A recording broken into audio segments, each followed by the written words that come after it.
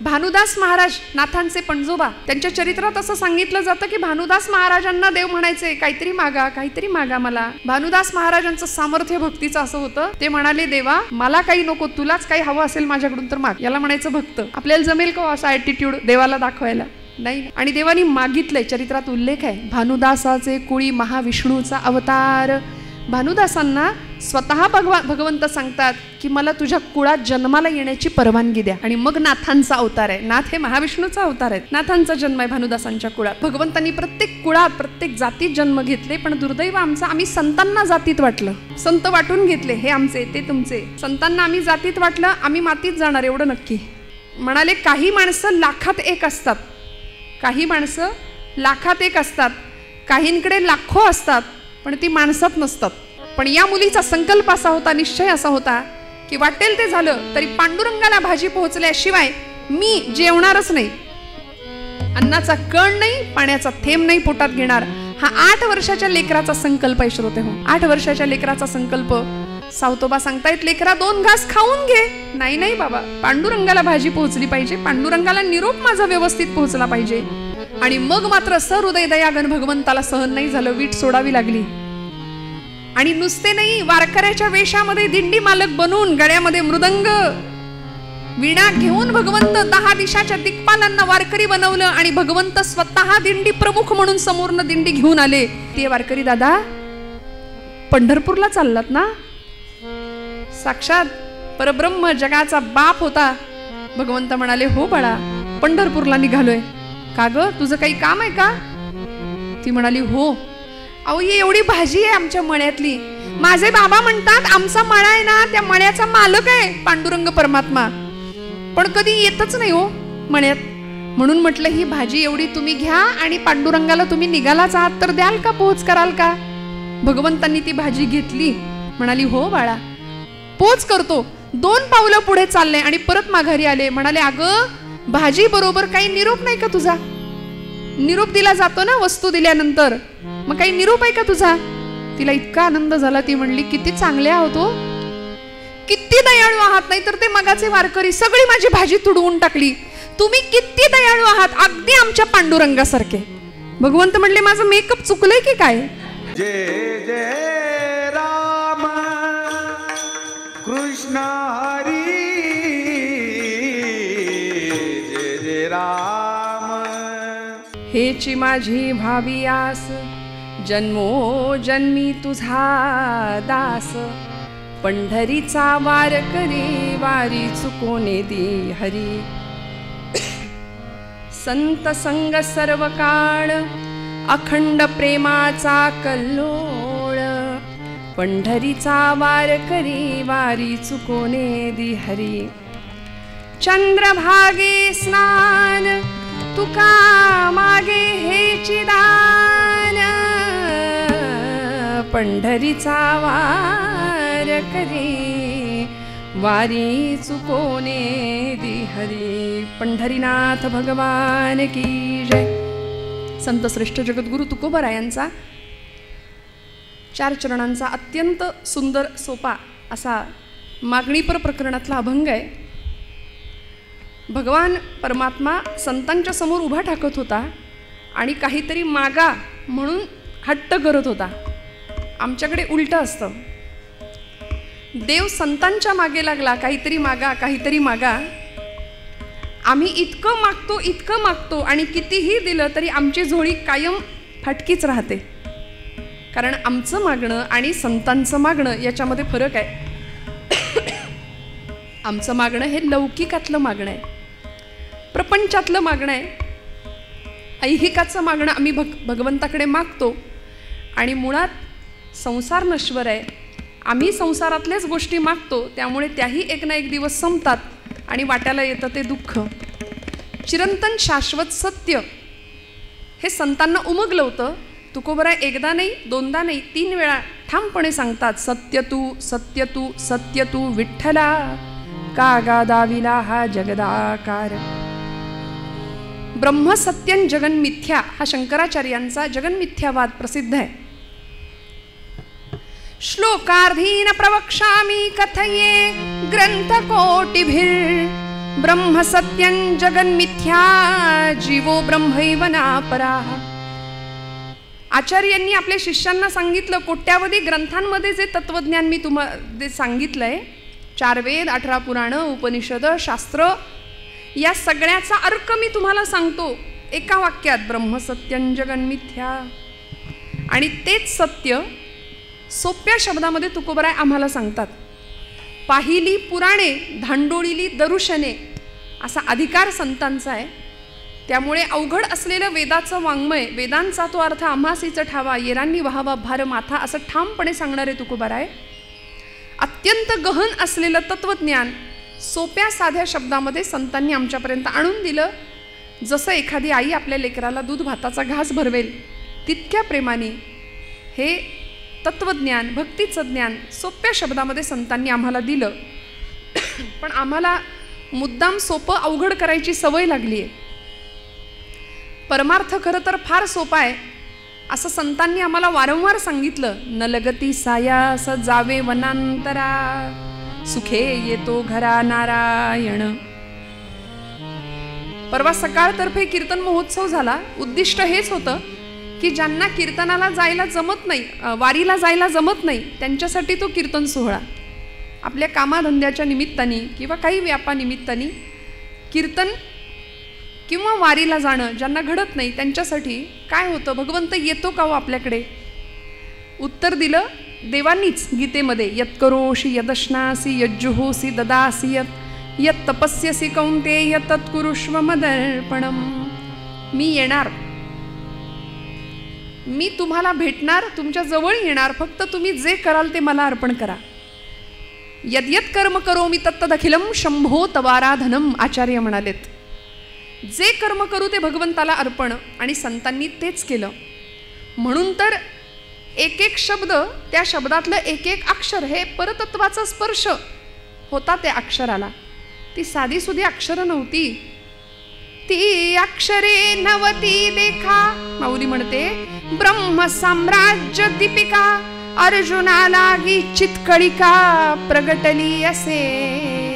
एकेका अक्षरात वसे माझा रमाकांत, असं तुकोबराय म्हणतात. रमेचा कांत तो समोर बसलाय, तो एकेका अक्षरात तो आहे असं ठामपणे सांगतात. परतत्वाचा स्पर्श आहे प्रत्येक शब्दाला. म्हणून तर त्यांचं आयुष्य मोठं आहे. आज आम्हा कुठल्याही कीर्तनकारांचं एकही कीर्तन गाथेशिवाय, ज्ञानेश्वरीशिवाय, नाथांच्या भागवताशिवाय, समर्थांच्या दासबोधाशिवाय पूर्ण होऊच शकत नाही.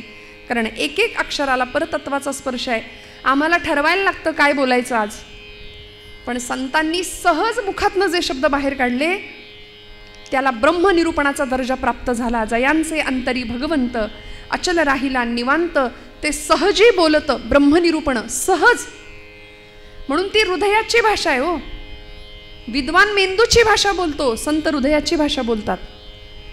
विद्वानाला अर्थ पाहून बोलावं लागतं, संत बोलतील त्याला अर्थ प्राप्त होतो. प्रत्येक शब्दाला अर्थ आहे. म्हणून तर 450 वर्षानंतर तुकोबरायांची गाथा, 750 वर्षानंतर ज्ञानोबांची ज्ञानेश्वरी आजही प्रत्येक मराठी माणसाच्या मनावरती, ओठावरती साम्राज्य करतायत. हे शब्द राज्य करतायत. एवढा दर्जा आणि एवढं आयुष्य आहे त्या काव्याचं, त्या शब्दांचं.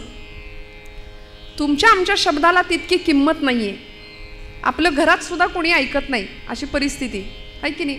आमचं नशीब 2 तास कीर्तन करायचं, निदान या गादीचा तो अधिकार आहे. अर्थात आमचा नाही, आम्ही त्या गादीवर उभे राहतो. कुठल्याही गादीला पाय लावला जात नाही. पण कीर्तनकाराचं भाग्य असं आहे की ही नारदांची गादी, पाय रोवून ठामपणे उभा राहू शकतो कीर्तनकार. ज्ञानोबा तुकोबांची केवढी कृपा आहे आपल्या सगळ्यांवरती, संतांवरती. 2 तास आपण सगळे आमचं ऐकता, हे आमचं भाग्य आहे असं म्हणावं लागेल. अलीकडे कुणी कुणाचं ऐकायला तयार नाही. शब्दांना किंमत नाही आपल्या. कारण आपण जर एखादं काव्य केलं तर सकाळी पेपरमध्ये छापून आलं तर ते संध्याकाळी भेळवाल्याकडे पुडी बांधायला जातं. तो पेपर, तो कागद, एवढाच आयुष्य आपल्या शब्दांचं, आपल्या काव्याचं. पण संतांचं काव्य असं होतं अजरामर. आचंद्र सूर्य जोपर्यंत आहेत तोपर्यंत संत वाङ्मय. पृथ्वी शेषाच्या मस्तकावर तरली असं म्हणतात, पण मी ठामपणे म्हणते पृथ्वी संत विचारांवर तरली आहे. कारण आम्ही भाग्यवान आहे. इथे संतांच्या विचारांचं सिंचन झालं या भूमीमध्ये. 12व्या शतकामध्ये ज्ञानोबांनी ब्रह्मविद्येचा सुकाळ केला. इथं ये मराठीची ये नगरी ब्रह्मविद्येचा सुकाळू करी. मराठी भाषेचं देशिकार लिहिणं ज्ञानोबांनी 9000 ओव्यांच्या रूपात आमच्या समोर आणून दिलं. पुढच्या काळात तुकोबराय गाथा निर्माण करतात. त्याच काळात समर्थ रामदास स्वामी शिवथर घळीमध्ये समर्थ त्या कल्याण स्वामींकडून दासबोधाचं सुंदर लिखाण करून घेतात की ज्यामध्ये व्यवहार आणि अध्यात्म या दोन्हीचं दिग्दर्शन, उत्कृष्टपणे मार्गदर्शन आम्हाला संतांनी केलं. आणि हे सगळे संत बघा ना, देवच संत रूपाने प्रत्येक कुळात अवतीर्ण झाले, प्रत्येक जातीत अवतीर्ण झाले. पण आम्ही अशी नतद्रष्ट माणसं आहोत. मी एक विधान कधी कधी करून जाते. 22 जानेवारी रोजी भारतामध्ये एक सुवर्णाक्षरांनी लिहून ठेवावा असा दिवस उजाडला. 22 जानेवारीचा 500 वर्षांचा प्रभूंचा वनवास संपला आणि साक्षात धर्माची मूर्त सिंहासनावर प्रतिष्ठित झाली, प्रभू रामचंद्र. काय घडलं हो? प्रभूंच्या प्रतिष्ठापनेनंतर मला असं वाटतं की भारत देशामध्ये 30 कोटी मुसलमान बांधव एकत्र आले, मुसलमान एकत्र आले. पण 500 वर्षांच्या एवढ्या सबंध काळामध्ये जातीपातीत विभागलेला हिंदू समाज एकत्र यायला तयार नाही. हे आत्ताच्या निवडणुकीवरनं आपल्याला कळलं. आम्ही कुठल्या पक्षाचे नाही, आपण धर्म आणि भागवत पक्ष या पक्षातले आहोत असं म्हणू. पण मला एकच सांगायचं आहे की जो साक्षात धर्म रूपामध्ये सिंहासनावर प्रतिष्ठित आहे त्याची आराधना संतांनी केली आणि त्या धर्माचं पालन, त्या भक्तीला शक्तीची जोड द्यावी याकरता सगळे संत अंतर्बाह्य कर चळले हो. धर्माचे पालन करणे, पाखंड खंडण हेची आम्हा करणे, काम बीज वाढवावे नाम, हे ध्येय होतं जीवनाचं. म्हणून तर जीवन असं सर्वांग सुंदर परिपूर्ण होतं की आता त्या जीवनामध्ये कुठल्या गोष्टीची अपेक्षा नव्हती, आस नव्हती. म्हणून आमचं जीवन आणि संतांचं जीवन याच्यामध्ये फरक आहे. आमच्या जीवनामध्ये आशा, तृष्णा, इच्छा, वासना संपतच नाहीत, अखंड चालू आहे, अखंड. किती धावतो आम्ही. माझ्या गुरुजींचं, परमादरणीय काणेबुवांचं फार सुंदर पद आहे. किती धावसी उपास पोटी मृगापरी त्या तृषार्थ तू. इतकी धावाधाव चालू आहे. सकाळी उठल्यापासून रात्री झोपेपर्यंत एखादा हरिण, मृग जसं त्या पाण्याच्या शोधात फिरत राहतं, ते मिळत काही नाही, तशी आमची धावाधाव चालू आहे. किती धावसी उपास पोटी मृगापरी त्या तृषार्थ तू. आशा तृष्णा कधी न सरल्या, आशा तृष्णा कधी न सरल्या, काय तुझा रे तू देशी का विश्वास तू, देशी का विश्वास तू, देशी का विश्वास तू. कोण तू कोठील तू रे कसा जगी आलास तू.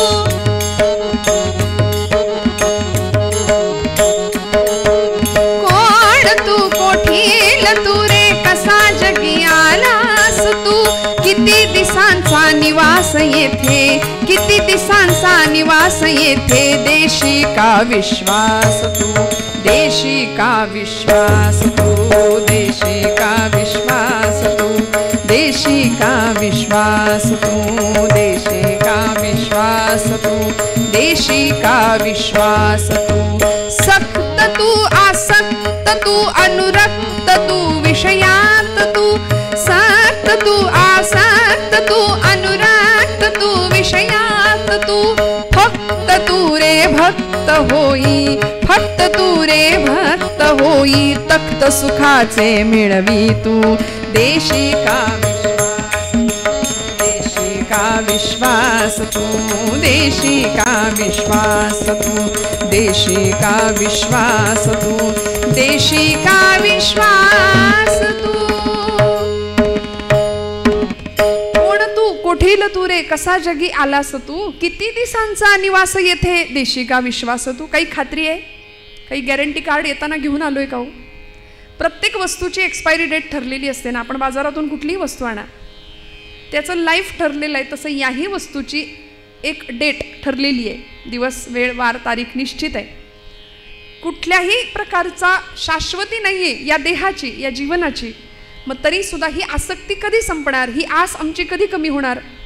संतांना आमची काळजी वाटली म्हणून खरं तर काय मागावं याचा वस्तुपाठ मागणीच्या रूपाने संत ठेवतात आमच्या समोर. वास्तविक त्यांना मागायची काहीच गरज नाहीये, पण आम्हाला कळावं देवाकडे काय मागायचं असतं. म्हणून ज्ञानोबांनी सुद्धा जगाच्या पाठीवर कुणीच नाही मागितलं असं उदात्त मागणं मागितलं पसायदानाच्या रूपाने. जे खळांची व्यंकटी सांडो तया सत्कर्मी रती वाढो, भूता परस्परे पडो मैत्र जीवांचे. देणारा तितक्याच ताकदीचा होता, मागणाराही तेवढ्याच ताकदीचा, असं उदात्त मागणं मागितलं. नामदेवांचं पसायदान प्रसिद्ध आहे. आकल्प आयुष्य भावे तया कुळा, माझी या सकळा हरीच्या दासा. कल्पनेची बाधा न हो कोणी काळी, ही संत मंडळी सुखी असो. आमचे समर्थ रामदास स्वामी कल्याण करी रामराया, जनहित विवरी तळमळ तळमळ होतची आहे तुझा तुची सावरी. किती सुंदर मागणं मागितलं. अहो भगवंतच मागे लागला, काहीतरी मागा काहीतरी मागा काहीतरी मागा. तुकोबारायांना देव म्हणतात, देव महाराज काहीतरी मागा. महाराज म्हणतात मी काय मागू तुझ्याकडे, आमची 8 पिढ्यांची परंपरा आहे विठ्ठल भक्तीची. असा स्वाभिमान होता या गोष्टीचा बरं का. भानुदास महाराज नाथांचे पणजोबा, त्यांच्या चरित्रात असं सांगितलं जातं की भानुदास महाराजांना देव म्हणायचे काहीतरी मागा काहीतरी मागा मला. देवच मागे लागला काहीतरी मागा मागा म्हणून. भानुदास महाराजांचं सामर्थ्य भक्तीचं असं होतं, ते म्हणाले देवा मला काही नको, तुलाच काही हवं असेल माझ्याकडून तर माग. याला म्हणायचं भक्त. तुलाच काही हवं असेल तर घे मागून. आपल्याला जमेल का असा ॲटिट्यूड देवाला दाखवायला? नाही ना. भानुदास महाराज म्हणले तुला काही हवं असेल तर माग, आणि देवानी मागितलंय. चरित्रात उल्लेख आहे, भानुदासाचे कुळी महाविष्णूचा अवतार. भानुदासांना स्वतः भगवंत सांगतात की मला तुझ्या कुळात जन्माला येण्याची परवानगी द्या. आणि मग नाथांचा अवतार आहे. नाथ हे महाविष्णूचा अवतार आहेत. नाथांचा जन्म आहे भानुदासांच्या कुळात. तसं तुकोबारायांच्या मागे लागावं देवांनी. महाराज म्हणले माझ्या वडिलांची मिराशी गा देवा, तुझी चरणसेवा पांडुरंगा. मिरास हा शब्द कॉन्व्हेंटच्या मुलांना कळत नाही. आता आम्ही इतकी इंग्रजीचा आमच्यावर प्रभाव आहे की मिरास हा शब्द, मिरास ॲसेट संपत्ती वारसा हक्क या शब्द अर्थाने वापरला जातो बरं का. मिरास आमच्या वाडवडिलांकडून मिळालेला हा वारसा आहे, ही ॲसेट आहे आमची, तुझी चरण सेवा करणं. आणि मी माझ्या पदरचं नाही, गाथेत शब्द आहे तुकोबारायांचा. कारण महाराजांची पिढ्यांची परंपरा अशी दिव्य होती की कुणीच काही मागितलंच नाही देवाकडे, कुणीच काही मागितलं नाही. आपल्या बाबतीत शोधावं लागेल असं माणूस आपल्या पिढ्यांमध्ये किंवा आपल्या बाबतीत की मागत नाही. आम्ही सदैव मागतो. पण तुकोबारायांच्या कुळामध्ये 8 पिढ्यांमध्ये विश्वंभर बाबा त्यांचे 8वे पूर्वज होते. त्यांच्यापासून म्हणजे अगदी तुकोबारायांच्या वडिलांपर्यंत, बोल्लोबांपर्यंत, आई कनकाईपर्यंत कुणीच नाही मागितलं. बोल्लोबा असे महाराजांच्या त्या पंढरपुरामध्ये जायचे, राऊळामध्ये पांडुरंगाच्या समोर उभे राहायचे. आणि चरित्रात वर्णन आहे, अजिबात पदरच्या गोष्टी नाही.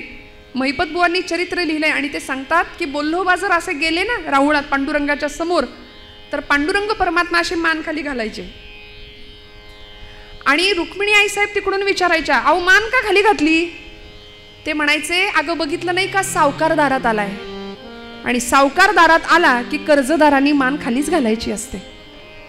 दिवाळखोर नारायण त्याला बहुतांचे ऋण असं म्हटलंय. हा नामाचा सावकार आहे. या लोकांचं माझ्यावर इतकं ऋण आहे. हे कोण म्हणतंय?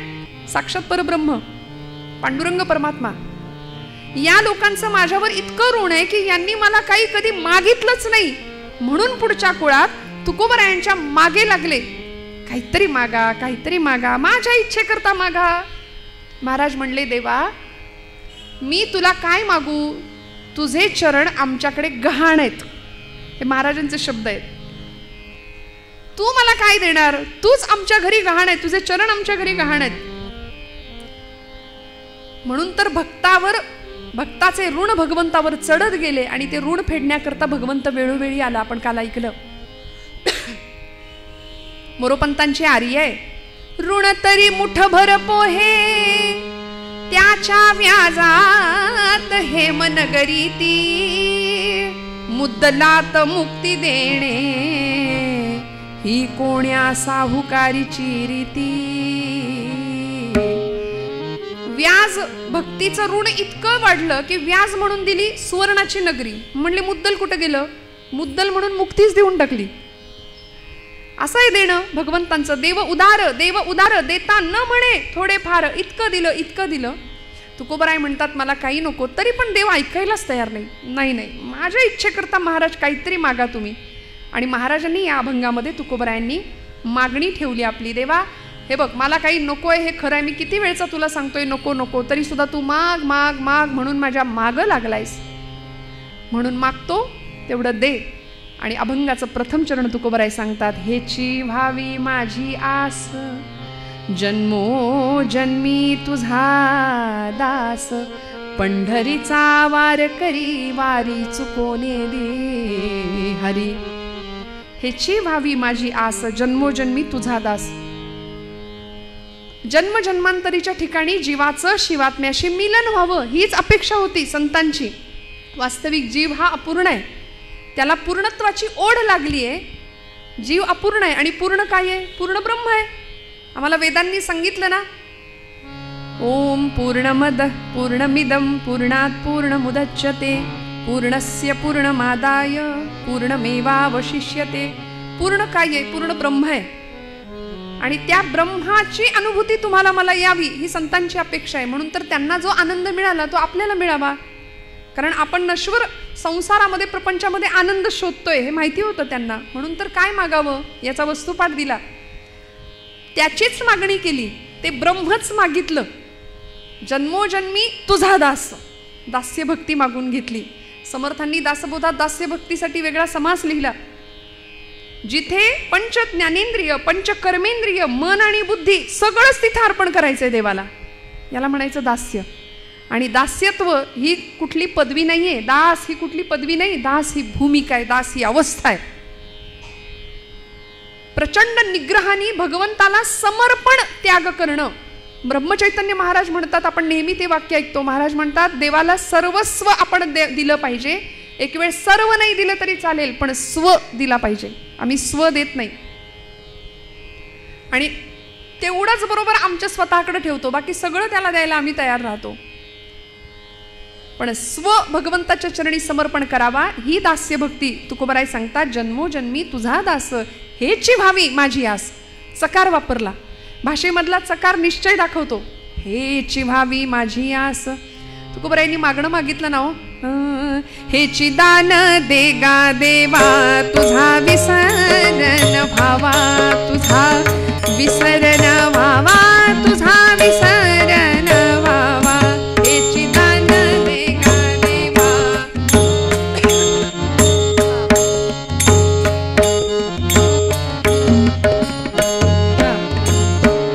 गुणगायीन आवडी, गुणगायीन आवडी, हेची माझी सर्व जोडी. गुणगायीन आवडी, हेची माझी सर्व जोडी, हेची माझी सर्व जोडी, हेची माझी सर्व जोडी. हेची दान देगा देवा, तसं हेची व्हावी माझी आस, जन्मोजन्मी तुझा दास. भगवंता दास्यत्व दे. धन्य आम्ही जन्मा आलो, दास विठोबाचे झालो, असं महाराज म्हणाले ते ठिकाणी. आम्हाला तुझं दास्यत्व दे. वास्तविक वैयक्तिक आयुष्यामध्ये काहीच कमी नव्हतं. मागायचंच असतं तर प्रपंचातलं सुख संपत्ती ऐश्वर्य धन मागता आलं असतं की नाही? काय कमी होतं संतांकडे? तुकोबरायांच्या चरित्रात जर पाहिलं आपण तर एक काळ असा होता की तुका शेठ म्हणायचे लोक, घरात रांगा असायच्या घेणाऱ्यांच्या. प्रचंड श्रीमंती. कनकाई आई सोन्याचं सलकडं हातात घातल्याशिवाय बाहेर पाठवत नव्हत्या तुकोबांना. पण दुष्काळ आला, 12 वर्ष अखंड पडलेला, आणि त्या दुष्काळाने सगळं नेलं. महाराज म्हणतात, बरे झाले देवा निघाले दिवाळे, बरी या दुष्काळे पीडा केली. बरं झालं. संसाराचे चटके ज्याला सहन करायला मिळतात ना, तो परमार्थ टिकतो. इकडं सगळं सुख आहे आणि मग इथे येत नाही. खरं सांगू का, एक वाक्य मी सांगून जाईन. वेदना आम्हाला भगवंताकडे नेते. वेदना भगवंतांच्या जवळ राहायला मदत करते. जो संसार तापेत तापला पोळला तोची परमार्थी भला, असं महाराज म्हणतात. सगळं सुखात आहे, मग भगवंत कसा आठवेल? तुकोबराय बरं झालं म्हणतात, संसाराची ही माझ्या दुर्दशा झाली, देवा बरं झालं. पण असे तुकोबराय पांडुरंगाला किती मानतात. अशा 12 वर्ष पडलेल्या दुष्काळामध्ये अन्न पाण्यावाचून माणसं गुरंढोरं मरतायत आणि अशा वेळी महाराजांच्या दारामध्ये एखादी जख्ख 80 वर्षाची म्हातारी येऊन उभी राहायची. ठिकठिकाणी फाटलेलं लुगडं आहे आणि सकाळची वेळ. महाराजांची दुसरी पत्नी जिजाई, आवली म्हणायचे आवडीने तिला, आणि आवलामाई म्हणजे साधं काम नव्हतं, त्या सांभाळत सुद्धा होत्या तुकोबरायांना. पण माझ्या संसाराचं पार वाटोळं करून टाकलं त्या काळतोंड्यांनी, म्हणून पांडुरंगाशी वैर होतं. नाम अखंड भगवंताचंच मुखात येत होतं त्या निमित्ताने. आवलामाई स्नानाला गेल्यात मोरीमध्ये आणि तुकोबरायांच्या घराच्या दारामध्ये ती 80 वर्षाची जख्ख म्हातारी उभी आहे. महाराज तिची ती अवस्था पाहतात आणि पूर्वीचा काळ, मोरीमध्ये स्नानाला गेल्यानंतर निर्या केलेलं जे नेसायचं वस्त्र आहे, जी साडी आहे, ती अशी निर्या करून भिंतीवर टाकायची पद्धत. तुकोबरायांनी ते पटकन लुगडं घेतलं आणि त्या आजीला देऊन टाकलं आणि त्या आजीला सांगितलं, आता 120च्या स्पीडनी जा, कारण मागणं वादळ येणार आहे, तुझ्या मागून भूकंप येणार आहे. का हो दिलं बरं? आवला जिजाई संतापल्या असतील का? जिजाई आईसाहेब संतापल्या असतील का? संतापल्या. का संतापल्या? माझी साडी का दिली म्हणून संतापल्या का? नाही. आता अब्रू कशाने झाकू मी? कारण आता सारखं नसतं. आता कपाट उघडलं की निम्म आपल्या अंगावर पडतं. साड्यांचं कपाट आता उघडलं की आपल्याच अंगावर पडतं की नाही सगळ्या साड्या. तसं नव्हतं हो. एक काठीवर एक अंगावर, प्रचंड दारिद्र्य, अशी अवस्था. मी आता अब्रू कशाने झाकू? आणि या प्रसंगात वर्णन केलंय चरित्रकारांनी की इथे पांडुरंग परमात्म्यांनी आपला पितांबर आवलीला लाज झाकायला दिलाय. तुकोबराय म्हणतात, आवले कशाला चिंता करते? नको चिंता करू वस्त्रा या पोटाची, माऊली आमुची पांडुरंग. अगं तो दाता आहे ना, तो देणार आहे ना, तू का काळजी करते? आम्हाला असं वाटतं, अनंत हस्ते कमलावर आले, देता किती घेशील दो कराने, नेईल जेव्हा ती तू क्या कराने, किती रक्षिसी मग दो कराने. नाथांच्या घरची श्रीमंती मी कशाला सांगायला हवी आपल्याला. गिरिजामाई आणि नाथबाबांच्या घरात वाड्यात सर्व जाती धर्माच्या पंक्ती बसायच्या जेवायला. गोदावरीवरून नाथ रोज स्वतः कावडीने पाणी आणायचे. जिथं परब्रह्म राबलं, 1 नाही 2 नाही 12 वर्ष आपल्याला वाटतं श्रीखंड्या, पण नाही, 36 वर्ष भगवंत राबले. एकदा श्रीखंड्या म्हणून, एकदा गोविंद म्हणून आणि एकदा केशव म्हणून. 36 वर्ष अखंड भगवंत राबले. ऋणातनं मुक्तच होता येत नव्हतं भक्ताच्या. त्या नाथांच्या घरची श्रीमंती, पण तरी सुद्धा मागितलं काय हो देवाकडे? इतकी लौकिकातली प्रचंड श्रीमंती होती, पण लौकिकापेक्षा पारलौकिक मागणं संतांनी मागितलं. आणि आम्हाला ते कळावं की देवाकडे काय मागायचं असतं. नाथांच्या घरच्या श्रीमंतीचं असं वर्णन केलंय की मध्यरात्री नाथांच्या घरी चोर शिरले बरं का, आणि सगळा ऐवज हस्तगत केला एकनाथ महाराजांच्या घरचा आणि निघाले पळून. पळून जाताना नाथांच्या पायाला स्पर्श झाला. नाथ बाबा उठून बसले, तसे हे सगळे घाबरले आणि सगळा ऐवज नाथांच्या समोर ठेवला आणि क्षमा मागितली. पश्चाताप झाला. नाथ बाबा क्षमा करा म्हणाले. आणि ते राजयोगी संत होते, शांतीब्रह्म होते. नाथ महाराज म्हणाले, काळजी करू नका, हे तुम्ही कष्टाने जमा केलंय की नाही ते तुमचं आहे, आता तुम्ही घेऊन जा, याचा मला काही उपयोग नाही, पण इथून पुढे माझ्या भगवंताचं नाम घ्या, तुम्हाला काही कमी पडणार नाही. आणि हे सगळे निघाले. एक चोर त्यांच्यातला कुठे दिसेना, तो स्वयंपाकघरात काहीतरी शोधत होता, भूक लागली म्हणून.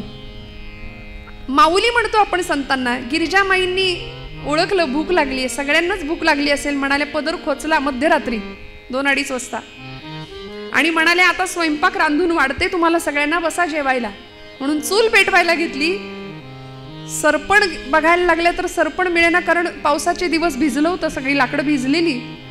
सरपण कसंच मिळवायचं, आता चूल पेटवायची कशी? म्हणून वर्णन आहे चरित्रात नाथांच्या. काय श्रीमंतीचं वर्णन कराल? नाथांचा चंदनी पलंग होता, तो मोडला नाथांनी. कडाकड पलंग मोडला, त्याची लाकडं बनवून त्याच्यावर स्वयंपाक रांधला, त्याच्यावर स्वयंपाक शिजवला. आणि जावयाच्या थाटात चोरांना सुद्धा जेव घालणारे शांतीब्रह्म एकनाथ महाराज होते. गिरिजामाई होत्या.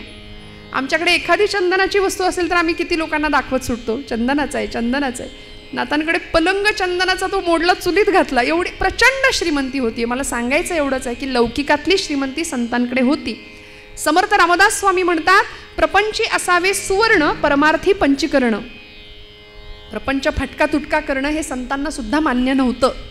उत्तमच प्रपंच झाला पाहिजे, पण आसक्ती कशाची धरावी? जन्मोजन्मी तुझा दास. आणि हे दास्यत्व सहजासहजी मिळत नाही. जन्मोजन्मी आम्ही बहु पुण्य केले, जन्मोजन्मी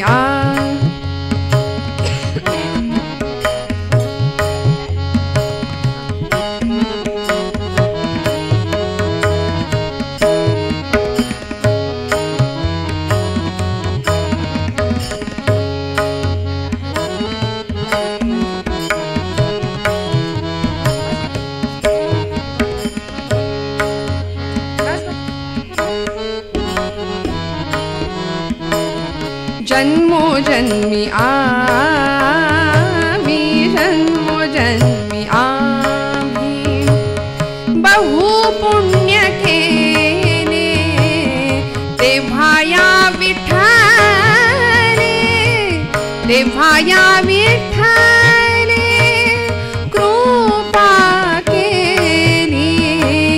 जन्मोजन्मी आम्ही, जन्मोजन्मी आम्ही, जन्मोजन्मी आम्ही. अनंत जन्मीचं पुण्य असावं लागेल. सहस्र जन्मा ओळखी जे एक वेळ मुखासी यावया, तेव्हा भगवंत प्रसन्न होतो, कृपा करतो. मी असं म्हणते आपल्या सगळ्यांचं सुद्धा भाग्य आहे, म्हणून आपली पावलं या मंदिराकडे वळली किंवा वळतात. जन्मोजन्मी आम्ही बहुपुण्य केले, तेव्हा या विठ्ठले कृपा केली.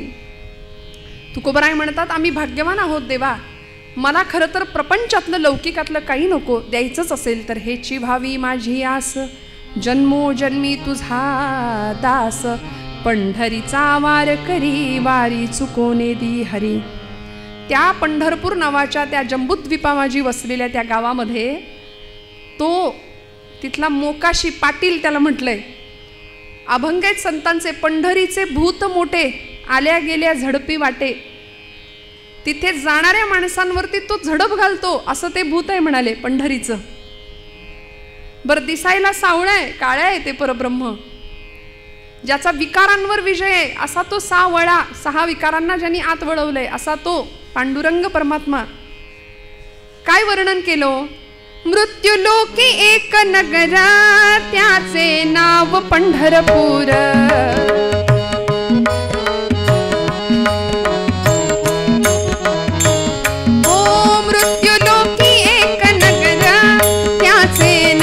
पंढरपूर तेथील मोकाशी उभा असे विटेवर, पुंडलिक भक्त राजा शोभे चंद्रभागा तीर. बोलते साधू संत जीवा वाटे हुर हुर, तुम्ही संत माय बापा, तुम्ही संत माय बापा एवढा उपकार करा. न्यामज तीर्थवारी दाखवा दिनांचा सोयरा, न्यामज तीर्थवारी दाखवा दिनांचा सोयरा. काय बघायचं तिथे पंढरपूरला जाऊन? तिथला तो जो पाटील आहे, मोकाशी म्हटलंय त्याला, तो उभा आहे 28 युगांपासनं. ते सावळ परब्रह्म डोळ्यामध्ये बघावं. अजून काय मागितलं? पंढरीचा वार करी, वारी चुकोने दी हरी. संत संग सर्व काळ, अखंड प्रेमाचा कल्लोळ. संतांचा संग मागितला. आणि जो अत्यंत दुर्लभ आहे जगामध्ये, 3 गोष्टी महाकठीण महादुर्लभ आहेत आचार्यांनी सांगितल्या. दुर्लभम त्रयमेव एतत् देवानुग्रह हेतुकम मनुष्यत्वम मुमुक्षुत्वम महापुरुष संश्रयः. ज्यामध्ये संतांचा संग अतिशय दुर्मिळ आहे, भल्या भल्यांना तो लाभत नाही. तो संत संग भगवंता मला दे, कारण संतांचा संग माझ्या आयुष्यामध्ये फार मोठं परिवर्तन घडवून आणू शकतो, नवे मला जीवनमुक्त अवस्थेला पोहोचवू शकतो.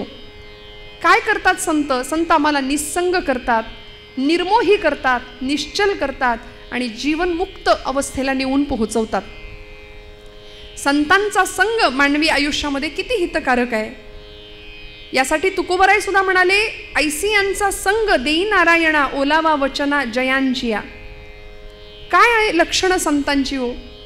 मी पटकन सांगून पुढे जाईन. प्रसिद्ध श्लोक आहे, गर्वन्नोद्वहते न निंदती परान्नो भाषते निष्ठुरम उक्तं केनचिदः प्रियञ्च सहते क्रोधञ्च नालम्बते श्रुत्वा काव्यमलक्षणं परकृतं संतिष्ठते मूकवत् दोषाच्छादयते स्वयं न कुरुते एतत्सतां लक्षणं पंढरीनाथ. संतांची लक्षणं सांगितली. म्हणाले ज्यांचा संग करायचंय ती ओळखायची कशी माणसं? काहीतरी क्रायटेरिया असेल ना. गळ्यात माळ, रुद्राक्षांच्या माळा, भस्माचे पट्टे ओढले म्हणजे संत झाले का? नाही. संन्याशाचे सोंग संपादिता चांग परिवैराग्याचे अंग आणिता नये असं म्हटलंय. वरवर बाह्यांगाला आम्ही बऱ्याचदा भूलतो, फसतो, पण खरं संतांचं अंतःकरण आम्हाला ओळखता यावं. समर्थ मनोबोधात म्हणतात, नव्हे चेटकी चाळको द्रव्य भोंदू नव्हे निंदकू मत्सरू भक्ती मंदू नव्हे उन्मत्तू वेसनी संगबाधू जगी ज्ञानिया तोची साधू अगाधू. कसा ओळखायचा संत साधू? गर्वन्नोद्वहते. पहिली गोष्ट, गर्व नाही. संतांकडे कधीच गर्व नाही. मला असं परवाच एक विधान व्हॉट्सॲपवर सांगायला काय हरकत आहे, वाचायला मिळालं. व्हॉट्सॲप नावाचं विद्यापीठ पण कधी कधी फार चांगलं असतं नाही का? कधी चांगले विचार ऐकायला वाचायला मिळतात. असं वाक्य आलं, म्हणाले काही माणसं लाखात एक असतात, काही माणसं लाखात एक असतात, काहींकडे लाखो असतात पण ती माणसात नसतात. त्यामुळे ऐहिक संपत्तीतच आम्ही इतके रमतो, संतांकडून काय घ्यायचो? किती कळवळ आहे जीवना परिस्थितीविषयीचा, समाजाविषयीचा. कुठल्याही परिस्थितीचा गर्व नाही. गर्वन्नोद्वहते न निंदती परान. दुसऱ्याची निंदा ज्याच्या चित्ताला सुद्धा शिवत नाही. आमच्या बाबतीमध्ये सकाळी उठल्यापासून रात्री झोपेपर्यंत आपण आपलंच आत्मपरीक्षण करावं की आमची वाणी अनेकांची निंदा करण्यामध्ये किती दूषित करतो. विटाळ होतो वाणीचा दुसऱ्याच्या निंदेनी. त्यामुळे हरिनाम प्रक्षाळी जिव्हेते असं म्हटलंय. मग हरिनाम काय करतं? जीभ धुवून काढायचं काम करतं. एकदा नाम घ्या, केलेली निंदा आणि त्या निंदेमुळे झालेलं पाप सगळं धुवून निघतं. हरिनाम प्रक्षाळी जिव्हेते. त्यामुळे संत कुणाची कधी निंदा नाही करत. गर्वन्नोद्वहते न निंदती परान नो भाषते निष्ठुरम. कधीच कठोर भाषा नाही. कसं बोलायचं? बोलू ऐसे बोल जेणे बोले विठ्ठल डोले प्रेम सर्वांगाचे ठाई वाचे विठ्ठल रखुमाई. माझ्या बोलण्यानी दुसऱ्याच्या हृदयातला विठ्ठल डोललाच पाहिजे असं बोलणं असलं पाहिजे. हे संतांकडून शिकावं. सहज बोलणे हित उपदेश करोनी सायास शिकविती नो भाषते निष्ठुरम उक्तं केनचिद प्रियंच सहते क्रोधंच नालंबते. कुणीही कितीही वाईट येऊन समोर बोललं, शिव्या जरी दिल्या तरी संत प्रतिक्रिया देत नव्हते, कधीच नाही. क्रोधंच नालंबते. राग हा विकार संतांकडे नव्हता. खरं तर राग ही मानवी स्वभावाची वृत्ती आहे, पण त्या रागातून निर्माण झालेला क्रोध हा विकार आहे. त्यामुळे क्रोधाला स्थान नाही संतांच्या जीवनामध्ये. अजिबात राग नाही. सगळ्यांचं कल्याण व्हावं, सगळ्यांचं. म्हणून तर पसायदानाची इच्छा. विश्वाचे आर्त माझ्या मनी प्रकाशले अवघेची झाले देह ब्रह्म. ही अवस्था माऊलींची का होती? जगाने काय दिलं हो ज्ञानोबांना? वास्तविक आम्ही जर असतो किती राग आला असता? नाही. असं रस्त्याने जाणाऱ्या ज्ञानोबांच्या झोळीमध्ये कुणीतरी मुद्दाम पीठ घालावं आणि पीठ घातलेल्या झोळीत कुणीतरी मुद्दाम खडे टाकावेत. ती झोळी हिसकावून घ्यावी, खाली पीठ सांडावं, पिठात रेघोट्या माराव्यात, मातीत पीठ मिसळून जावं, भरता येऊ नये. प्रचंड हाल अपेष्टा यातना सहन केल्या. काय पाप केलं होतं हो असं? संन्याशाची पोरं म्हणून विटंबना झाली, प्रचंड हाल अपेष्टा आणि प्रचंड त्रास झाला. एका हरिपाठासाठी ज्ञानोबांचे 1000 वेळा पाय धरले ना तरी ते कमी ठरतील. एवढे उपकार आपल्यावर करून ठेवले. ज्ञानेश्वरी माऊली म्हटलं तरी आपले डोळे पाणावतात, अंतःकरण गलबलून निघतं. समाजाने इतकं दिलं, इतकी निंदा, इतकी अवहेलना, तरी सुद्धा क्रोधंचना लंबते श्रुत्वा काव्यमलक्षणं परकृतं संतिष्ठते मूकवत् दोषाच्छादयति स्वयं न कुरुते एतत्सतां लक्षणं. प्रतिक्रिया देत नाहीत समाजाला. शांतपणे बसून राहावं, निर्जन ठिकाणी जावं. आज समाजामध्ये वावरणारे, स्वतःला स्वघोषित संत म्हणवणारे भरपूर मंडळी आपल्याला दिसत आहेत. मी गमतीने असं म्हणते, गळ्यामध्ये माळ असते, माळेला मणी 108 असतात, काहींकडे तेवढ्या खोड्या सुद्धा असतात. वर्तन तसं नाही, गळ्यात माळ असली की माळेबरोबर पथ्य आलं. गळा माळ शोभे आत्मरूप शांती, पथ्य आहे पहिलं. जेणे विठ्ठल मात्रा घ्यावी तेणे पथ्य सांभाळावी. गळ्यात माळ आली की आतमध्ये शांतता आली पाहिजे. भक्तिभाव दोन्ही धरू टाळ हाती, टिळा विरक्तीचा कपाळास न्यालो, आम्ही विठ्ठलाच्या भजनात न्हालो. असा भाव प्रत्येकाच्या अंतःकरणात निर्माण व्हावा, हे संतांकडून मिळावं. म्हणून संत संग सर्व काळ, अखंड प्रेमाचा कल्लोळ. आणि मग चंद्रभागे स्नान, तुका मागे हेची दान. चंद्रभागेचं स्नान मागितलं आणि अशी मागणी तुकोबराय आजच्या अभंगात करतात. मग भगवंत अशा भक्तासाठी काय करतो? पंढरपूरला जरी नाही गेलं तरी सुद्धा भगवंत किती कृपा करू शकतो एखाद्या भक्तावरती, की ज्याची एकच आस आहे, जन्मोजन्मी तुझा दास. त्या भक्तासाठी काय करतो उत्तर रंगामध्ये बघूया. पंढरपूरमध्ये सगळ्या संतांची मांदियाळी जमली आहे बरं. आषाढी एकादशीचा दिवस जवळ येऊन ठेपलाय. 15-20 दिवसांपासून अखंड चालणारे वारकरी, दिंड्या पताकांचा भार, सगळे वैष्णव नाचत नाचत नाचत भगवंताचं भजन करत करत करत पंढरीच्या दिशेने वाटचाल सुरू आहे. आणि पंढरपुरातला सोहळा काय, त्या पंढरीचं वर्णन करावं? नामदेव महाराज म्हणतात, आधी पंढरपूर आहे आणि मग वैकुंठ नगरी आहे. आणि पंढरपुरामध्ये असं आहे, आपल्या सगळ्यांना माहिती आहे, भगवंत आणि आईसाहेब रुक्मिणी माता एकत्र नाही, एका खोलीत, नाही का?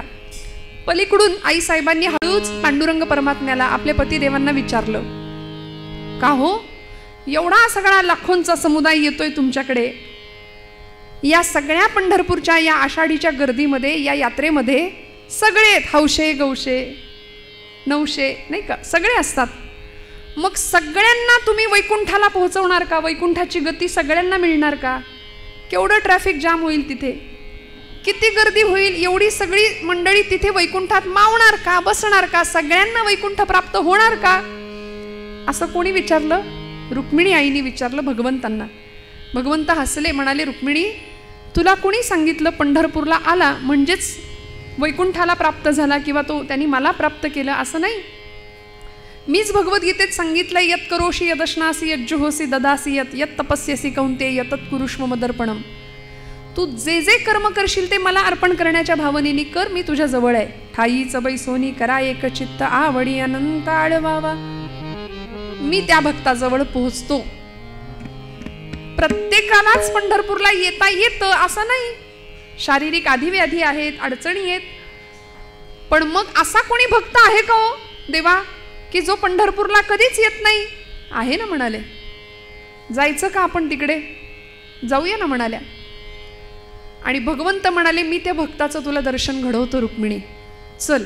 फार लांब नाही जावं लागणार. पंढरपूरपासून जवळच असलेल्या एका गावामध्ये भगवंत आईसाहेबांना घेऊन आले आणि कानावर शब्द पडले, कांदा मुळा भाजी, कांदा मुळा भाजी, कांदा मुळा भाजी, कांदा मुळा भाजी, कांदा मुळा भाजी.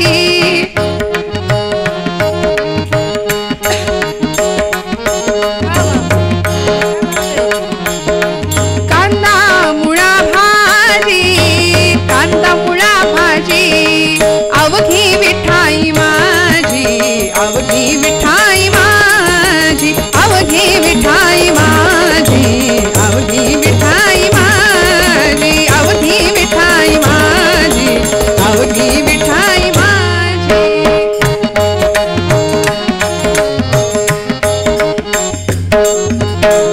लसूण मिरची कोथिंबिरी, लसूण मिरची कोथिंबिरी, अवघा झाला माझा हरी, अवघा झाला माझा हरी. कांदा मुळा भाजी, कांदा मुळा भाजी, कांदा मुळा भाजी, कांदा मुळा भाजी, अवघी विठाई माझी, अवघी विठाई माझी, अवघी विठाई माझी, अवघी विठाई अवघी विठाई माझी, अवघी विठाई माझी.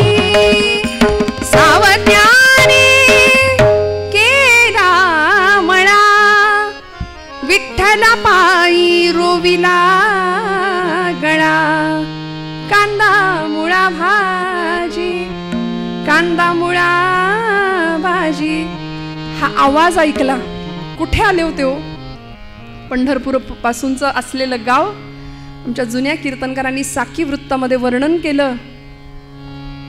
अरण गावचा भक्त सावता. गावाचं नाव अरण भेंडी, पंढरपुरापासून जवळ असलेलं गाव. आणि त्या गावचा सावता माळी नावाचा भगवंतांचा भक्त सावतोबा. जातीनी माळी आहे. मी म्हटलं ना, भगवंतांनी प्रत्येक कुळात प्रत्येक जातीत जन्म घेतले, पण दुर्दैव आमचा, आम्ही संतांना जातीत वाटलं. संत वाटून घेतले, हे आमचे ते तुमचे. संतांना आम्ही जातीत वाटलं, आम्ही मातीत जाणार एवढं नक्की. काय सावतोबांचा अधिकार होता? अरण गावचा भक्त सावता, अरण गावचा भक्त सावता, माळी धन्य झाला हो, माळी धन्य झाला, जयाने वनमाळी मोहिला, जयाने वनमाळी मोहिला हो.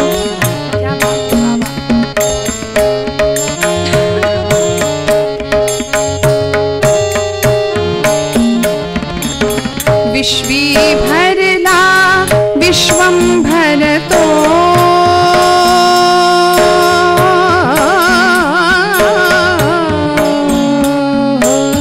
विश्वी भरला विश्वंभर तो, विश्वी भरला विश्वंभर तो, नाम विठो त्याचे तत्व हे हृदय वसे जाचे, तत्व हे हृदय वसे जाचे. अरण गावचा भक्त सावता, माळी धन्य झाला, जयाने वनमाळी मोहिला, जयाने वनमाळी मोहिला, जयाने वनमाळी मोहिला. या अरणगावचे भक्त सावतोबा पांडुरंगाचे निष्ठावंत भक्त आहेत. भगवंत आईसाहेब रुक्मिणी आईंना घेऊन आलेत, बांधावर उभे राहिले त्या मळ्याच्या, आणि समोरचं दृश्य दाखवलं. ते बघतो, डोईला फेटा बांधलाय, धोतर आहे, करवती काठी, अंगरखा घातलाय, शेतामध्ये काम करतोय, मळा राखणी करतोय. प्रत्येक रोपटं विठ्ठल समजून जगवतोय, विठ्ठल स्वरूपात बघतोय. प्रत्येक कार्यामध्ये तो मला पाहतो, आणि हा माझा भक्त कधीच पंढरपूरला आला नाही ना, तरी तो मला प्रिय आहे. रुक्मिणी आईंनी पाहावं, आणि समोरचं दृश्य दिसलं. माध्यान्नीची वेळ. सावतोबांची पत्नी सावित्रीबाई डोक्यावर भोजन घेऊन पाठीमध्ये करवती काठी, त्या इरकली काठाचं लुगडं सोलापूर पद्धतीचं, सोलापूर साईडला मिळतात नाही का, तशा सुंदर ती खानदानी लुगडं असं नेसलेल्या त्या सावित्रीबाई. डोक्यावर पदर आहे, शालीनता, कपाळावर रुपया एवढं कुंकू. आता रुपयाचं अवमूल्यन झालं, त्यामुळे कुंकू गेलं. आणि पूर्वीच्या महिला, किंवा आपण वारीमध्ये सुद्धा अशा काही महिला पाहतो की अगदी रुपया एवढं कुंकू कपाळाला, असं सुंदर. फार अलंकार नाही हो, गळ्यामध्ये एकच सौभाग्याचा अलंकार, आणि प्रचंड सुंदर असं ते रूप सावित्रीबाईंचं. आल्या, डोक्यावर जेवण होतं, भोजन होतं. ती पाटी भोजनाची खाली ठेवली, आणि सावतोबांना सांगितलं, कारभारी ऊन बरीच डोक्यावर आले, ती बैलासनी मोकळं करा, त्यांना चारा पाणी घाला, आणि बसा बरं जेवायला. काय आनंद असेल ना या जेवणाचा, कल्पना करा ना. म्हणजे मस्त आंब्याच्या हिरव्यागार सावलीखाली, कडाक्याच्या उन्हामध्ये, त्या सावलीखाली गरम गरम भाकरी, ठेचा, झुणका. आता एकादशी दिवशी तुम्ही म्हणाल असं काही काही बोलता ताई, म्हणजे ऐकताना तर पाणी सुटतं तोंडाला, आम्हाला बोलताना सुद्धा पाणी सुटू नये म्हणजे झालं काय त्या जेवणाची चव हो. हां, 5 स्टारमध्ये सुद्धा अशी चव मिळणार नाही. त्यात पत्नीच्या हातचं तिने आग्रह करून वाढलेलं. भोजेषु माता, पत्नी सुद्धा जेवायला वाढते तेव्हा आई वाढते असं वाटलं पाहिजे बरं का, असं शास्त्रकारांचं म्हणणं आहे. वाटत नाही ते वेगळं. आणि सुंदर छान आग्रहाने सावित्रीबाई भोजन वाढतायत सावतोबांना. 2 जण जेवायला बसले. सावतोबांनी बैलांना मोकळं केलं, पाणी दिलं, चारा दिला, भोजनाला बसले. पहिला घास मुखात घातला आणि दोघांची चर्चा सुरू झाली, संवाद सुरू झाला. सावित्रीबाई विचारतायत, धनी कारभारी, बऱ्याच दिवसापासून तुम्हाला काही विचारीन म्हणते, आज अगदीच राहावे ना, विचारू का हो? विचार ना म्हणाले. काय मनात असेल ते विचार. तुम्ही पांडुरंगाचे भक्त आहात, गळ्यात तुळशीची माळ आहे, कपाळाला गोपीचंदनाचा टिळा आहे. पांडुरंग पांडुरंग पांडुरंग सतत नामस्मरण करता, पण कधी पंढरीला गेलेलं पाहिलं नाही मी, कधीच पंढरपूरला जात नाही. सावतोबा म्हणाले, हा प्रश्न आहे का तुझा? सांगतो म्हणाले, मी पंढरपूरला का जात नाही. सावतोबा प्रश्नाचं उत्तर देतात. उठले तिथनं, भोजन उरकलं आणि जिथं बैल होते ना त्या बैलांजवळ गेले. आपल्या पत्नीला सांगतायत, तुझ्या प्रश्नाचं उत्तर देतो. माझा पांडुरंग फक्त विटेवरच आहे असं वाटतं का ग तुला? नाही, माझा पांडुरंग सगळीकडे आहे. कुठे आहे सांगतो, आपल्या मळ्यात सुद्धा येतो. सांगू कसा आहे, कुठे आहे? बैलांच्या पाठीवर एक थाप मारली आणि सांगितलं, बैल विठ्ठल शेत विठ्ठल. माझे बैल विठ्ठल स्वरूपात आहेत. माझा सगळा मळा साक्षात विठ्ठल आहे. बैल विठ्ठल शेत विठ्ठल विश्व विठ्ठल गे. बैल विठ्ठल शेत विठ्ठल विश्व विठ्ठल गे. विठ्ठल वाणी मोठ काळी ती बी विठ्ठल गे. विठ्ठल वाणी मोठ काळी ती बी विठ्ठल गे. बैल विठ्ठल शेत विठ्ठल विश्व विठ्ठल गे. विठ्ठल वाणी मोठ काळी ती बी विठ्ठल गे.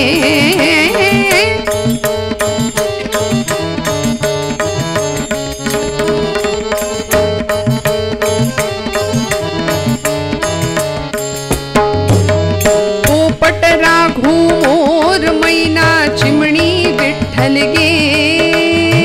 चिमणी वाणी नागू माझी ती बी विठ्ठल गे. वृक्ष विठ्ठल वापी विठ्ठल वेली विठ्ठल गे. वेली वाणी सखये माझी तू बी विठ्ठल गे. बैल विठ्ठल शेत विठ्ठल विश्व विठ्ठल गे. विठ्ठल वाणी मोठ काळी देवी विठ्ठल गे. विठ्ठल वाणी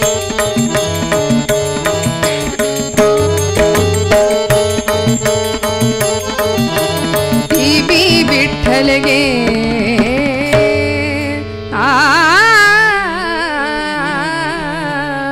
सगळं विठ्ठल स्वरूप आहे. सर्व चराचर सूर्य चंद्र गे. गमते विठ्ठल गे. विठ्ठलाचा दास सावत्या त्यो बी विठ्ठल गे. सगळं विठ्ठल. अगं तू एखाद्या वृक्षाच्या आधाराने जशी वाढणारी वेल असते तशी प्रपंचामध्ये माझ्यासोबत तू आहेस. तू सुद्धा विठ्ठल स्वरूप आहे. आपली नांगिता 8 वर्षाची ती सुद्धा विठ्ठल स्वरूप आहे. सगळ्या चराचरामध्ये एको देव हा सर्व भूतेषु गूढ हा सर्व व्यापी सर्व भूतांतरात्मा. हे उपनिषदांचं तत्वज्ञान सावतोबा सोप्या शब्दात आपल्या पत्नीला सांगतायत. सर्वभूती परमात्म तत्व आहे हे पत्नीला कळालं. आणि एवढं सांगत असताना तेवढ्यात त्यांच्या कमरेला अशी मिठी मारली मागून. 8 वर्षाची त्यांची नांगिता नागू नावाची मुलगी धावत आली. म्हणाली, बाबा बाबा, आमच्या शेजारच्या मळ्यातल्या माझ्या सगळ्या मैत्रिणी आता आषाढीला पंढरपूरला चालल्यात. बाबा आपण पण जाऊया ना पंढरीला. आता पत्नीला सांगितलेलं तत्वज्ञान या मुलीला कसं कळणार, म्हणून तिच्या भाषेत सावतोबा सांगतात, नागू अगं वेडे, आपण पंढरपूरला जात नाही ग. बाबा का नाही जातो? आपण जात नाही कारण हा जो मळा आपण राखतो की नाही, हा मळा पांडुरंगाचा आहे. काय सुंदर शिकवा हो. कुळी कन्या पुत्र होती जे सात्विक तयांचा हरिख वाटे देवा. काय संस्कार असावेत. आपण सगळं जमवतो, इतकं जमवतो, पण हे सगळं त्याचं आहे हे आपल्याला कधी कळणार. हा सगळा मळा पांडुरंगाचा आहे हे सावतोबा नागूला सांगतायत. आपण त्याचं कुळ म्हणून काम करतो. सावतोबांना नागू हुशार होती. ती म्हणाली, बाबा कुळ म्हणून काम करतो तर मग आपला मालक झाला तो. हो, आपला मालक आहे तो, तसा तर तो जगाचा मालक आहे. मग येत नाही कधी खंडणी वसूल करायला, वाटा मागायला, हिस्सा मागायला आलं पाहिजे ना त्यांनी. आता प्रश्न पडला सावतोबांना. सावतोबा म्हणाले, नागू येईल बरं का, पांडुरंग येईल, तू बोलाव, तू बोलावलंस की तो येईल. सावतोबांच्या मुखातनं साक्षात परमात्मा बोलून गेला, तू बोलाव, भगवंत येईल. त्या 8 वर्षाच्या लेकरांनी मनावर घेतलं बरं का.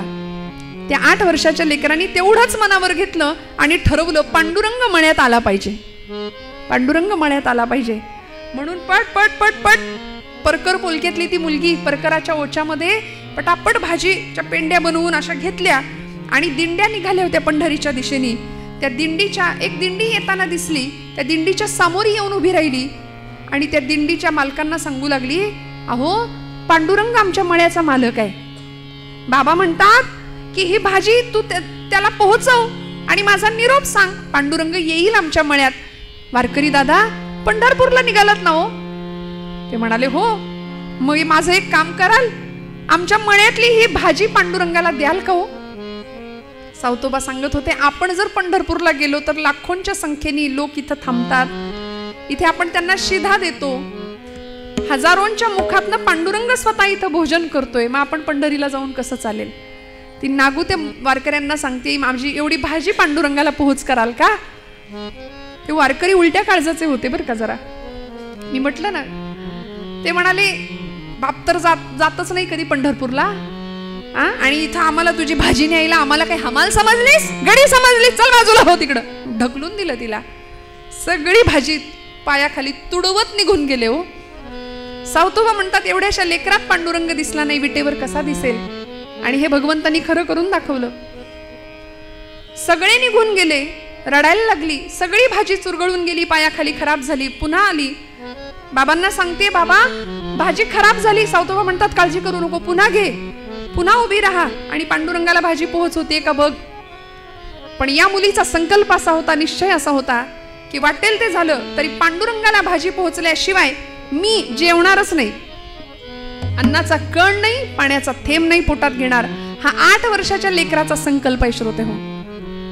8 वर्षाच्या लेकराचा संकल्प. नवमीचा दिवस संपला, दशमीचा दिवस संपला, संध्याकाळची वेळ, डोळे खोल गेले, पोट खपाटीला गेलं, पोटात अन्नाचा कण नाही 2 दिवस त्या पोरीच्या. पण पांडुरंगाला भाजी पोच झाली पाहिजे हा संकल्प होता. पुन्हा उभी राहिली. सावतोबा सांगतायत, लेकरा 2 घास खाऊन घे. नाही नाही बाबा, पांडुरंगाला भाजी पोहोचली पाहिजे, पांडुरंगाला निरोप माझा व्यवस्थित पोहोचला पाहिजे. तिची ती अवस्था पाहिली. सावतोबा पांडुरंगाला आर्जव करतात, भगवंता तू माझ्या शब्दात मुखातून बोललास ना, तुझी श्रोता वक्ता ज्ञानासी अंजन सर्व होणे जाणे तुझी हे हाती, आता तू बघ काय ते. आणि मग मात्र सहृदय दयागण भगवंताला सहन नाही झालं, वीट सोडावी लागली. आणि नुसते नाही, वारकऱ्याच्या वेशामध्ये दिंडी मालक बनून, गळ्यामध्ये मृदंग वीणा घेऊन भगवंत 10 दिशाच्या दिक्पालांना वारकरी बनवलं आणि भगवंत स्वतः दिंडी प्रमुख म्हणून समोरनं दिंडी घेऊन आले. जय विठ्ठल जय हरी विठ्ठल जय विठ्ठल बोला. जय विठ्ठल जय हरी विठ्ठल जय विठ्ठल. आवाज येऊ द्या, येऊ द्या आवाज सगळ्यांचा. जय विठ्ठल जय हरी विठ्ठल जय विठ्ठल जय हरी विठ्ठल.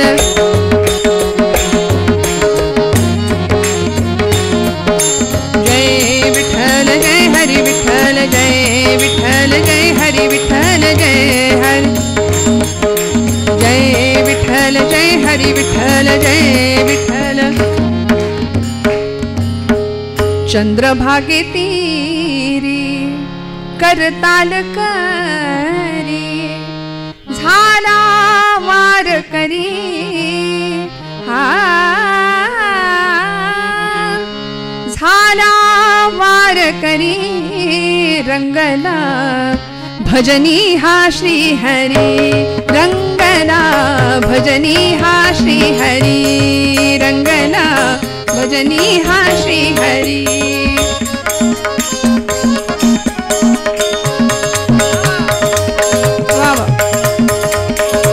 रंगना भजनी हा श्री हरी. जय विठ्ठल जय हरी विठ्ठल जय. भगवंत स्वतः काही दिशांच्या दिग्पालांना घेऊन अशी देवाची दिंडी समोरी आली बरं का. आणि 8 वर्षाची ही नागू, पोटात अन्नाचा कण नाही, पाण्याचा थेंब नाही, हळूच बारीक नजरेने पाहतीये. हे कसे असतील आता, नेतील का माझी भाजी, पांडुरंगाला पोहोच करतील का. दुधानी तोंड भाजल्यानंतर माणूस ताक सुद्धा फुंकून पितो की नाही, तशी सामोरी आली आणि हळूच अंदाज घेते. वारकरी दादा, पंढरपूरला चाललात ना. साक्षात परब्रह्म जगाचा बाप होता. भगवंत म्हणाले, हो बाळा, पंढरपूरला निघालोय. का ग, तुझं काही काम आहे का. ती म्हणाली, हो. अहो, ही एवढी भाजी आहे आमच्या मळ्यातली. माझे बाबा म्हणतात आमचा मळा आहे ना, त्या मळ्याचा मालक आहे पांडुरंग परमात्मा, पण कधी येतच नाही हो मळ्यात. म्हणून म्हटलं ही भाजी एवढी तुम्ही घ्या आणि पांडुरंगाला तुम्ही निघालाच आहात तर द्याल का, पोच कराल का. भगवंतांनी ती भाजी घेतली. म्हणाली, हो बाळा, पोच करतो. 2 पावलं पुढे चालले आणि परत माघारी आले. म्हणाले, अगं, भाजी बरोबर काही निरोप नाही का तुझा. निरोप दिला जातो ना वस्तू दिल्यानंतर, मग काही निरोप आहे का तुझा. तिला इतका आनंद झाला. ती म्हणली, किती चांगले आहोत हो, किती दयाळू आहात. नाही तर ते मगाचे वारकरी सगळी माझी भाजी तुडवून टाकली. तुम्ही किती दयाळू आहात, अगदी आमच्या पांडुरंगासारखे. भगवंत म्हणले, माझं मेकअप चुकलंय की काय, हिनी ओळखलं की काय मला. पण भगवंत म्हणतात, नागू, काय निरोप आहे सांग. निरोप एवढाच आहे म्हणाली. दादा, निरोप असा सांगा आमच्या पांडुरंगाला की तुझा मळा आहे की नाही, तू मालक आहेस की नाही, मग आलं पाहिजे की नाही कधीतरी. अरे, आम्ही तुझा मळा नीट सांभाळतो की नाही ते बघायला तरी ये. आणि सांगा, एकटा येऊ नको, आई रुक्मिणीला घेऊन ये. मी त्यांना काही काम नाही पडू द्यायची. बाबांना सांगून एक छोटीशी झोपडी बांधायला देईन आणि रोज जाई जुईचा मोगऱ्याचा गजरा सुद्धा करून देईन रुक्मिणी आईला. सांगाल का हो एवढा निरोप. भगवंतांनी तिचा भाव पाहिला. निघाले पुढे. सांगितलं, तुझा निरोप व्यवस्थित पोहोचवेन, पांडुरंगाला काळजी करू नको. नागू, खाऊन घे काहीतरी, पण नाही, पांडुरंग आल्याशिवाय जेवायचं नाही. एकादशीचा दिवस उजाडला. पोटात अन्नाचा कण नाही, घेरी आली आणि बेशुद्ध अवस्थेमध्ये ती मुलगी सावतोबांनी अशी हातात धरली आहे. पांडुरंग परमात्म्या, तू शब्द दिलायस ना तिला, या लेकराचा अंत पाहू नकोस, आता लवकर ये, काहीही कर आणि तुला यावं लागेल. आणि आता पंढरपुरामध्ये खरं तर भगवंताला तिथं असणं गरजेचं होतं. कारण ज्ञानदेव, नामदेव, निवृत्तीनाथ, सोपान, मुक्ताबाई सगळे अधिकारी संत त्याला बघायला चालत निघाले होते. आणि आता त्यांना दर्शन न देता भगवंतांनी वीट सोडली तर कसं होईल. म्हणून देव विचार करतायत काय करावं.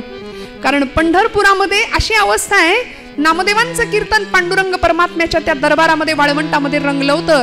कीर्तनाचा कीर्तनाचा कीर्तनाचा कीर्तनाचा कीर्तनाचा कीर्तनाचा कीर्तनाचा गजर होत, कीर्तनाचा गजर होत. संत भार पंढरीत, संत भार पंढरीत, संत भार पंढरीत. क्या बात है.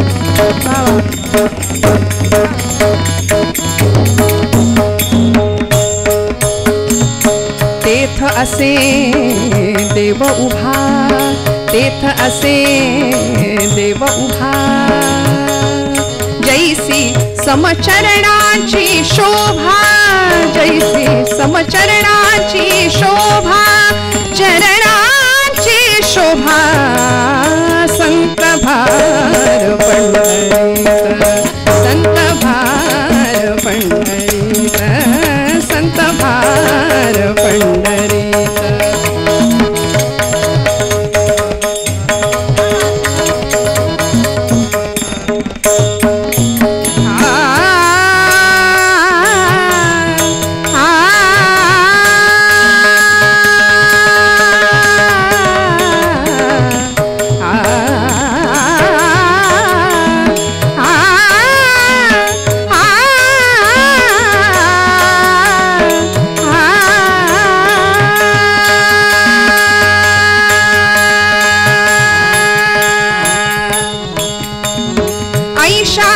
संता शरण जावे, ऐशा संता शरण जावे, ऐशा संता शरण जावे, जनी म्हणे त्याला घ्यावे, जनी म्हणे त्याला घ्यावे, जनी म्हणे त्याला घ्यावे, त्याला घ्यावे, संत भार पंढरीत, संत भार पंढरीत, कीर्तनाचा कीर्तनाचा कीर्तनाचा कीर्तनाचा कीर्तनाचा कीर्तनाचा गजर होत, कीर्तनाचा गजर होत, संत भार पंढरीत, संत भार पंढरीत, संत भार पंढरीत. सगळ्या संतांची मांदियाळी पंढरपूरमध्ये आहेत. आणि आता ज्ञानदेव, नामदेव, निवृत्तीनाथ पांडुरंगाच्या समोर उभे आहेत. सगळे नमस्कार करून माघारी जात आहेत. पण ज्ञानदेवादी अधिकारी संतांना कळलं की विटेवर देव आहे पण चैतन्य नाहीये. नामदेवांनी विचारलं, ज्ञानदेवा कुठे गेले असतील? पांडुरंग परमात्मा कधीच जात नाही पंढरपूर सोडून, आणि कुठे गेले असतील?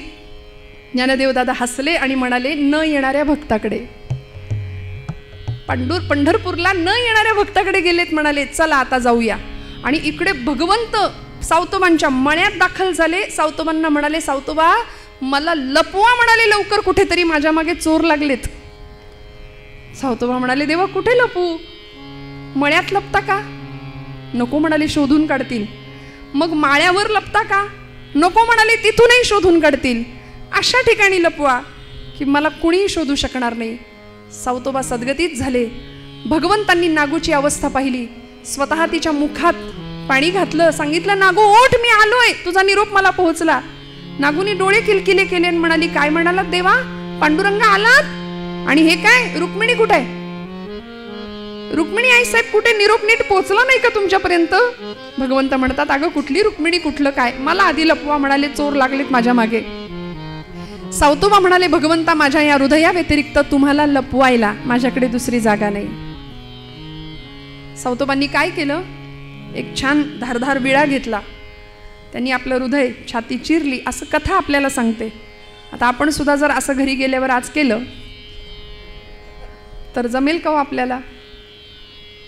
या कथेचा अर्थ असा आहे, हे कोडं सावतोबांनी सोडवलंय. सावता सागर प्रेमाचा आगर, धन्य त्याची माता, धन्य त्याचा पिता, धन्य त्याची माता, धन्य त्याचा पिता, साठविला दाता, साठविला दाता, त्रैलोक्याचा सावता सागर, प्रेमाचे आगर, सावता सागर, प्रेमाचे आगर.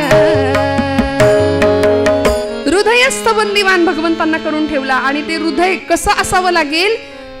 तुका म्हणे, भरिला देह, देह भरिला विठ्ठले, काम क्रोधे केले घर रीते. षडविकारांनी भरलेलं जे हृदय आहे ते रिकामं करावं लागेल. आणि मग त्या भाडेकरूंना हकलवल्यानंतर देव आमच्या हृदयात येऊन बसेल. अशा हृदयामध्ये सावतोबा त्याला बसवतात. जनाबाईंनी सुद्धा हे कोडं सोडवलंय, हृदय बंदीखाना केला. आता विठ्ठल कोंडीला, भगवंताला लपवलं सावतोबांनी. या पद्धतीने सगळी संत मंडळी पोहोचली आहे सावतोबांच्या मळ्यात. आणि सगळे अधिकारी संत सांगतात, सावतोबा भगवंतांचं दर्शन आम्हालाही द्या. आज आषाढीचा पर्व काळ आहे, आम्हाला देवाला बघायचंय. असं कसं आजच्या दिवशी भगवंत आम्हाला दिसला नाही, कसं चालेल? आम्हाला देवाला बघायचंय. नामदेव महाराज हसत होते. वर्णन आहे चरित्रात गंमत. नामदेव महाराज म्हणतात, सावतोबा तुम्ही माळी आहात, बागकाम उत्तम कराल, मळा उत्तम फुलवाल, पण म्हणाले शिवणकामातली चूक माझ्या लक्षात आली आहे. ते नीट लपवलं नाही, थोडंसं भगवंतांचा तो शेला बाहेर राहिलाय म्हणाले. अशी कथा सांगितली जाते. हिरवा शेला भगवंतांचा, आणि तो शेला म्हणजे हिरवागार मळा होता भगवंत सावतोबांचा. असा सर्व व्यापी असलेला परमात्मा तत्व हृदयस्थ बंदिवान करून ठेवलं आणि मग दर्शन दिलं सगळ्यांसाठी. भगवंतांनी कसा उभा राहिला हो. त्या भगवंताला एकच आस केली तुकोबरायांनी, हेची माझी भावी आस, जन्मोजन्मी तुझा दास, पंढरीचा वार करी वारी चुकोने दी हरी. भगवंता संत संग सर्व काळ, अखंड प्रेमाचा कल्लोळ, चंद्रभागे स्नान, तुका मागे हेची दान. भगवंतांनी सगळ्यांना दर्शन द्यावं. निराकार तो निर्गुण ईश्वर, निराकार तो निर्गुण राजा पंढरीचा.